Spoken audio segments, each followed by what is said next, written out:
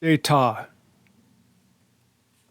If my life depended on it, I couldn't recount all of the factors, incidents, and events that led to Lillian Brown's downfall as general manager of WAMU-FM, but I'll try to recount some of them here.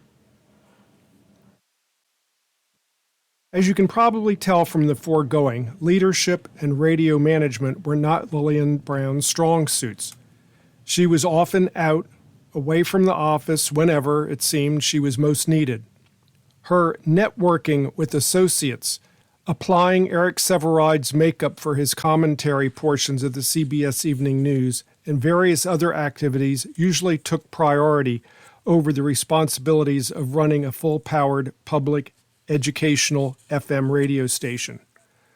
Once she invited me to attend and be a judge for the local Emmy Awards. I found this rather unusual since I was neither a member of the Academy of Television Arts and Sciences, nor was TV in our realm of radio broadcasting. But nevertheless, she was the boss, so I reluctantly accompanied her to the offices of WMAL on Connecticut Avenue one evening. We were all provided refreshments and retired to a conference room where we would view the nominations for the 1970 local Emmy Awards. Among the submission, there were a couple of documentaries and news segments produced and filmed by renowned producers Paul and Holly Fine, a number of locally produced public television documentaries, and an assortment of feature news segments. We were each provided with a written description of each submission and a ballot on which to vote. I recall this as if it were just yesterday. Whoever was conducting the meeting called the control room on a phone and told them to run the first entry. The TV screen flickered and began with the recognizable countdown, focus, sweeping clock hands on the second beep tones, 3, 2, fade to black, followed by the first candidate's submission. I swear we watched less than 2 minutes of the first one when someone said, "I've seen enough, next." Another call to the control booth, and the next feature was loaded and run. In all, we must not have watched a total of 20 minutes of the more than a dozen or so offerings. Many didn't even make it past the credits. And this was judging the Emmy Awards? I played along, but I think I voted for every single entry. This was a real eye-opener, not to be outdone, though. On another occasion, Lillian again was tasked with evaluating some programs for an award.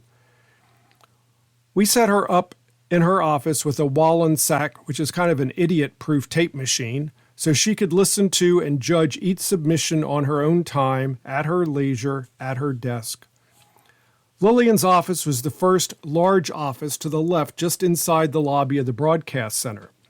Everyone had to pass by her door on their way to and from their offices, the studios, break room, etc. I walked by once and heard something of a commotion. Tape squealing through the tape recorder, the unwanted flop, flop, flop, flop, flop of loose ends of tape flapping around when the tape recorder has been set to fast forward or rewind and left unattended. Something was going on.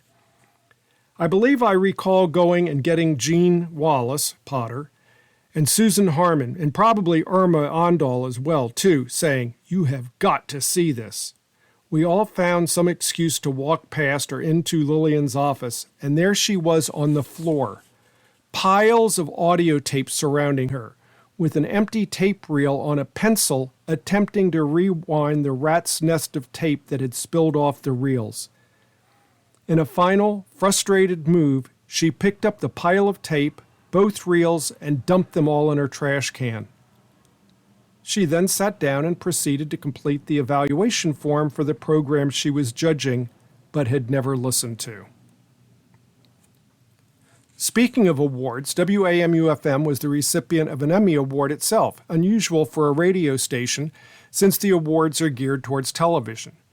But the local branch of the Academy thought enough of the Urban Broadcasting Workshop that it awarded the station an Emmy. The program was about 3 hours long every Saturday afternoon. It hosted several AU and Howard University students, if I recall, as mentors and teachers who had a select group of young, middle school, high school aged, mostly black kids, in to write news stories, produce feature pieces, conduct interviews, and play music on the station. The two guys who were most responsible for the initiative were Russell Williams, who went on to earn 2 back-to-back Academy Awards for sound for Glory and Dances with Wolves.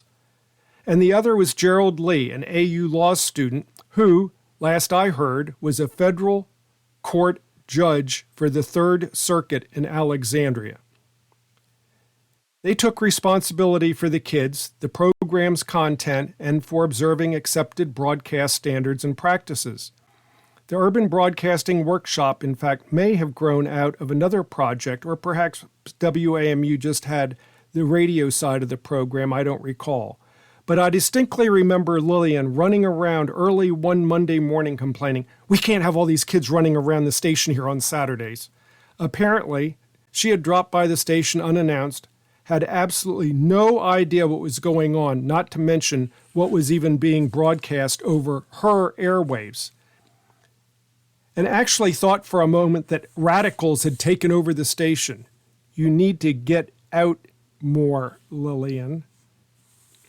In another example of not being able to handle the situation, there was a young Wilson High School student who had a 15 or 30-minute program on local events, concerts, student sports reports, etc. It may have been an outgrowth of the Urban Broadcasting Workshop, but I really don't recall either its origin or the program's name. This may have been another one of Lillian's program choices, which was a direct result of her not being able to say no to anyone. You have an idea for a program? Great, we'll put it on the air, seemed to be her motto, until things didn't go well. The program was erratical. The host had a speech impediment, which she hadn't picked up on, or the content offended some AU official, trustee, or donor.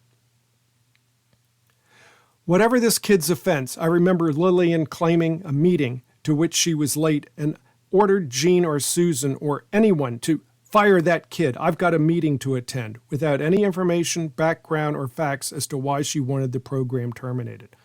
While I don't remember who took on the task to telling the kid that this was his last program, I do recall that this one event really seemed to be Lillian's Waterloo.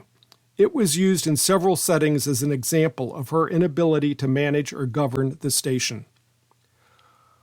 While all of this was making its way back to 5010 Wisconsin Avenue and the office of Fritz P. Whitty, Vice President for Development and University Relations, concerns were mounting about the cost of the station's operations and the rumored cutback of broadcast hours.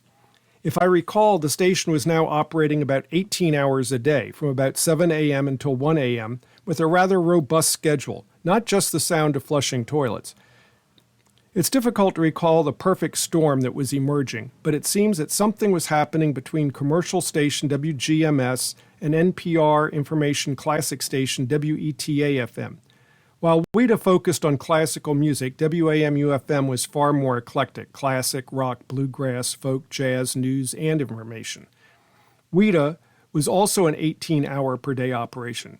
Something happened at GMS about their overnight service or hours of operations. Something, but here is what I recall. It must have been about the time of Lillian's failed attempt to judge those radio awards, because I distinctly remember this event in her office and the pile of tape and reels still pouring out of her trash can. We had received word that Lillian was being summoned to Fritz Whitty's office to be told that WAMU is going to have to cut back to 8 to 12 hours a day. Well, this couldn't happen. Having come all this way, we couldn't slide backwards. The staff of the station marched into Lillian's office in a "we've got to talk and talk now" type challenge.